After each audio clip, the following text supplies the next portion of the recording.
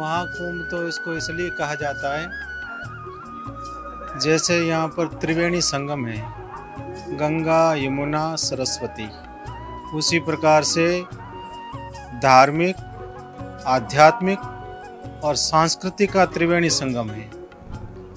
पूरे विश्व में आपने कोई ऐसा अवसर नहीं देखा होगा जहाँ पर इस प्रकार से संपूर्ण लोग एक जगह इकट्ठे होते हो, धर्म की चर्चा होती हो, अध्यात्म की चर्चा होती हो, सामाजिक विषयों की चर्चा होती हो और देश के रक्षा की चर्चा होती हो। ये ऐसा पूरे विश्व में भी कहीं नहीं है, इसलिए इसको महाकुंभ कहते हैं। और प्रभु, हम तो ऐसा कहते हैं कि जो इस महाकुंभ में एक बार भी कोई पधार गया, ना के देख लिया, वो तो कहीं कोई ऐसा, जैसा महाराज ने बताया, ऐसा कोई पक्षपात आदि कर ही नहीं सकता है। जिसने यहाँ गंगा जी में डुबकी लगा दी, और ये भारत का ही वैभव है। भारत के वैभव का दर्शन करना हो और संपूर्ण भारतीय संस्कृति का एक साथ दर्शन करना हो तो कुंभ में पधारना चाहिए। कोई महाकुंभ में पधारे तो उनको संपूर्ण भारतवर्ष की अध्यात्म संस्कृति का दर्शन होगा।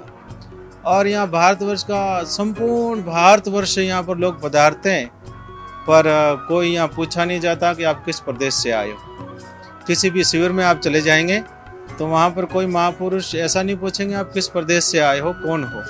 आराम से वहाँ प्रसाद मिलेगा और रहने को जगह मिलेगी और सुनने को सत्संग मिलेगी। ये दिव्य दर्शन केवल कुंभ में ही हो सकते हैं और भारतवर्ष में ही संभव है। कब हुक करुणा कर नर्तन देही, देत ईश बिनु हेतु से नहीं।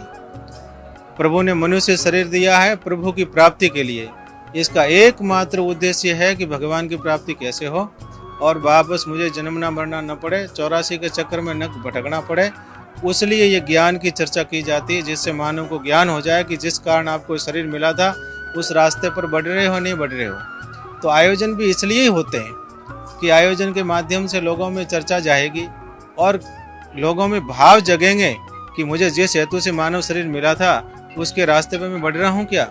और ऐसे आयोजनों में, ऐसे सामूहिक आयोजनों में आएंगे तो बहुत सारे लोगों में भगवान के प्रति, भगवान के भक्ति के मार्ग पर बढ़ने का प्रयास करेंगे। और भगवान जितने भी प्रयास है संसार में, चाहे भले तीर्थ यात्रा हो, चाहे गंगा स्नान हो, जप हो, तप हो, यज्ञ हो, अनुष्ठान हो, जितने भी प्रयास है वो सब भगवत प्राप्ति के साधन है और केवल भगवत प्राप्ति के लिए प्रयास किए जा रहे हैं। प्रत्येक मानव की अभिलाषा होनी चाहिए कि जीवन में भगवत प्राप्ति कैसे हो